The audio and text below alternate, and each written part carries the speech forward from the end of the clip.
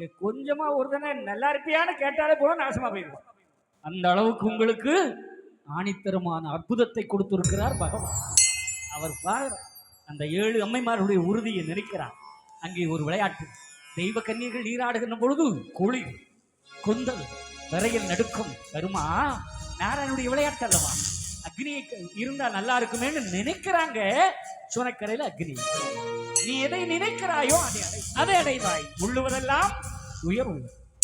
என்னைக்குமே நினைவு எப்படி நல்ல நினைவோர்க்கு நாளுக்கு நெய்யானாலும் வராது, பொதி மீதில் வாழ்ந்திருப்பார்.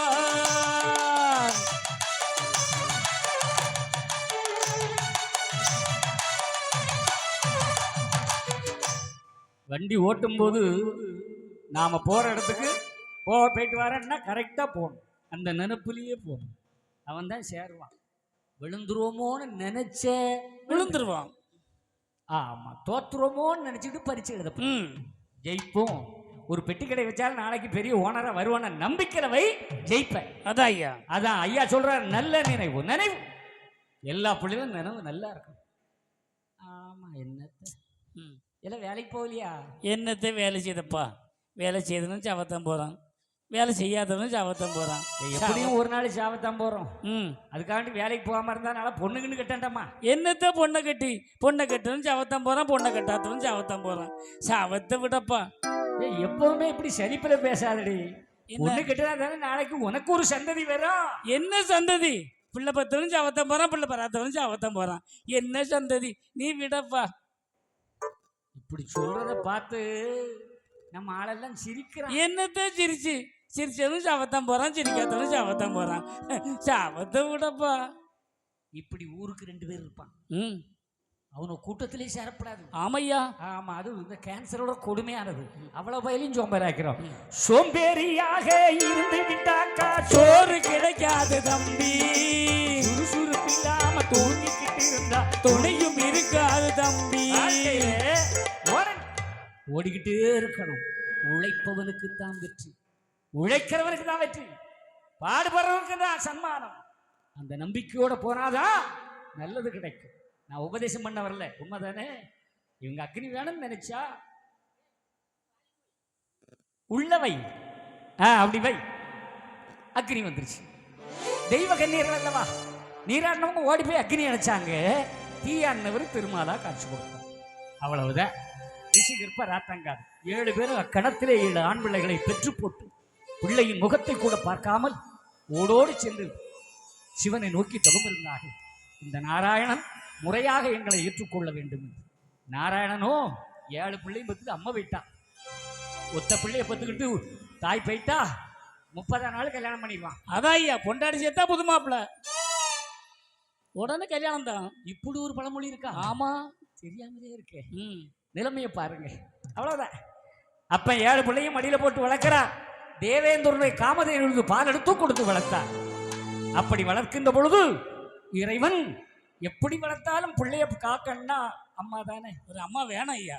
அம்மா தானே, கண்டிப்பா. உண்மையிலே அம்மா நல்லா வளர்க்குமா அப்பா நல்லா வளர்ப்பாங்க? சத்தம் போடாதே. அம்மா நல்லா வளர்க்குமா அப்பா நல்லா வளர்க்குமா? அம்மாவா? அப்படியா? அம்மா தான் நல்லா வளர்ப்பா.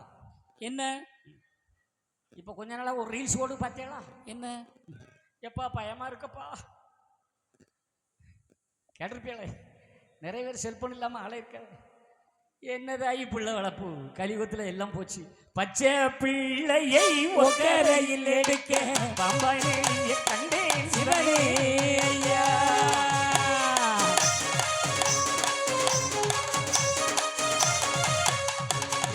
பச்சை பிள்ளைன்னா குழந்தை, உக்கரன்னா இடுப்பு. பச்சை குழந்தைய உக்கர எடுப்ப பாம்பான அருவருப்பு. இப்ப யாரும் பிள்ளை எடுப்புல எடுக்கிறது இல்லை. அதெல்லாம் அந்த தலை நிறைச்ச கேசுக தான் தூக்கிட்டு போகும். உள்ளே இவளை பத்த அம்மா எடுக்கணும், இல்லைன்னா அவனை பத்த அம்மா எடுக்கணும். அதாவது மாமியார் எடுக்கணும், இல்லைன்னா அம்மா எடுக்கணும். அவன் எடுக்க மாட்டான். புள்ள நேரம் பிள்ளை இடம் ஏடி. நான் ஊருக்கே கலெக்டர் இருந்தாலும் எனக்கு மாப்பிள்ளை தானே இடம். அப்போ இப்போ பாருங்க, வெளியில போற ஜோடியை பாருங்க, ஆம்பளை தான் தூக்கி வச்சுட்டு போவான்.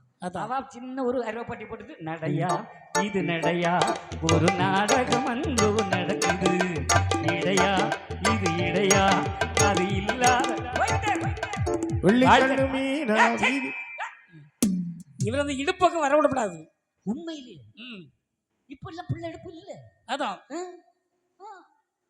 ஐயா சத்தியமா கிடையாது, எடுக்கிறது இல்லை. எனக்கு வீட்டுல என் பேத்தி இவனை தவிர வேற எங்கேயும் போற, இவன் தான் தூக்கி சமக்கணும். ம் நல்ல பையன். நல்ல பிள்ளையா? அதான் வாழ்க்கை எங்க போகுது பாருங்க. என்னடா குடும்ப கதை எங்க வந்து கொதிப்போட சொல்லான்னு நினைச்சிடாதீங்க. இல்ல இல்ல இல்ல, ஒரு உதாரணத்துக்கு சொல்ல. அதான் ஐயா. அதுக்கப்புறம் அவன் வண்டியில போகும்போது சண்டை போட்டுறப்படாது. ம் நாட்டுல இப்படி எல்லாம் நடக்குது. எடுக்க மாட்டான். அந்த அருவாப்பட்டி என்ன இருக்குங்கிறியே, முக்கியமானதெல்லாம் இருக்காது. அருவாப்பட்டி நீ ஏன் சொன்ன? அருவாப்பட்டி போகும்போது என்னெல்லாம் கிடக்கும்? கடுப்பு, பாலருவா, பாலருவா, சுண்ணாம்பு, கறக்க மட்டை, சுண்ணாம்பு இவ்வளவு உள்ள இருக்கும். ஆமா அதே மாதிரி தான் அதுக்குள்ளேயும் இருக்கும். அப்படியா? கடுப்புன்னா கத்திரி, கலக்க மட்டை முடிஞ்சா, பாலருவா. இப்ப எல்லாரும் அங்க ஏன் பாலாருவான்னு என்ன யோசனமா தெரியும். நீங்க என்ன தேசினாலும் எனக்கு பலிக்காது. ஆமா, ஏன்னா எனக்கும் சூடு சொரண வெக்கமான ரசம்லாம் கிடையாது. இங்க ஒண்ணும் கிடையாது. மனசு முழுக்க எனக்கு அவரு மட்டும்தான் இருக்காரு, வேற எதுவுமே கிடையாது. அதான் ஐயா. அதனால போய்கிட்டே இருப்பேன். அங்க பார்த்தா அம்மா எங்க போனாலும் எனக்கு தெய்வம் கண்ணுல காட்சி தருந்தாயி. உடனே நடிக்கான உண்மையா போங்க, உங்க கண்ணுக்கும் தெய்வங்க தெரியும். மனம் அது செம்மையானால் மந்திர இவ்வளவு அந்த அருவாப்பட்டிக்குள்ள கிடக்குமாக்கா? ஒண்ணும் கிடையாது. இந்த பனத்தூர்ல இறந்து பொடி தூவம் பத்தியெல்லாம், ஆமா அதே மாதிரி ஒண்ணு வச்சுப்பாரு.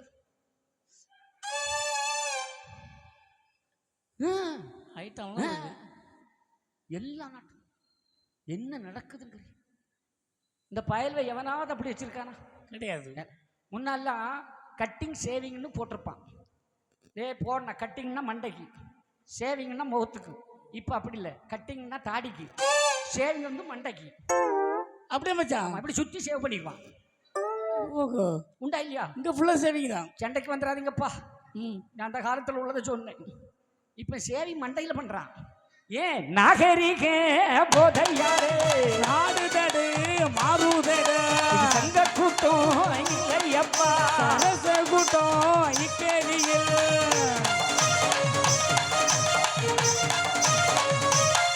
அதுதான் அப்ப நாராயணன் ஒரு விளையாட்டு விளையாடுகிறார். எப்படி?